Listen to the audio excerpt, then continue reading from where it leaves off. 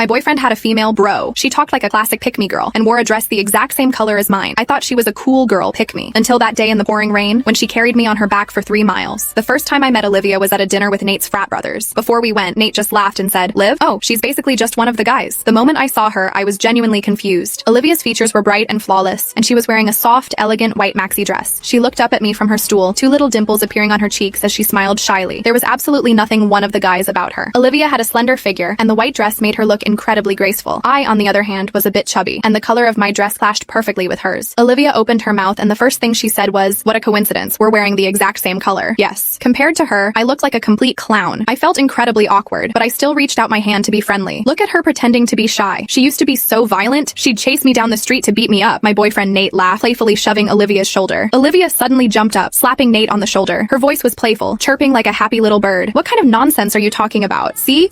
Am I wrong?" Nate laughed, dodging her slaps. I stood frozen in place, my outstretched hand hanging awkwardly in the air. I turned my head and watched my boyfriend roughhousing with her. It felt like I was the outsider. My nose stung, and I closed my eyes. I didn't want to watch them play fight, and I didn't want to leave a bad impression of being a jealous girlfriend the first time I met his best friend, until I heard a loud, resounding smack echo through the room. The moment I opened my eyes, I saw a bright red handprint stamped across my boyfriend's cheek. Nate's shocked voice rang out, "Holy shit, did you put your whole arm into that slap?" After getting to know Nate, I slowly got to know Olivia. Whenever Nate mentioned Olivia, his mouth was full of praise. He said Olivia was cheerful and optimistic, a true example of a girl raised with old money. I added Olivia on Snapchat and Instagram. Olivia's Instagram was filled with photos of her surfing in Hawaii. Her slender figure and radiant energy made her look like a white seagull soaring over the ocean. There were photos of her snowboarding in Aspen and writing papers in a Parisian cafe wearing chic glasses. With her slender swan-like neck lowered, she looked gentle and intellectual. Even though I felt a bit sour because of their play fighting that first time, I couldn't help but sigh to Nate. Olivia really is an incredible person. Nate snatched my phone and said, "Hey, why is her profile public now? She used to have it set to close friends only." Nate's casual remark made my sensitive mind overthink. Why did she suddenly make her profile public right after I added her? As I scrolled through Olivia's feed, Nate immediately leaned his head close to mine to look. He was highly enthusiastic, constantly urging me to scroll to the next picture. After a few swipes, I suddenly didn't want to scroll anymore. I was jealous. I asked him, half joking, half serious, "Do you have a crush on her?" Nate replied with a goofy grin, "Who wouldn't like a rich heiress? But don't worry, she doesn't date." Alright, stop overthinking. If something was going to happen between us, it would have happened years ago. As he said that, he continued staring intently at Olivia's photos. I locked my phone screen. Through the dark reflection of the screen, I clearly saw his crestfallen expression. It looked exactly like the disappointment and sorrow of not being able to obtain a coveted treasure. Actually, I had probably heard the name Olivia back in college, the very day Nate accepted my confession. He was drunk, repeatedly mumbling the word "Liv" under his breath, a 6'2" guy, crying like a dog in the middle of a diner. I heard the friend next to him shove him and say, "Enough, Liv just went abroad to study. She's not dead." His friend called me, and I rushed to the diner to pick him up. I half carried, half dragged him home by a planter on the side of the road. He grabbed the hood of my sweatshirt and violently threw up all over me.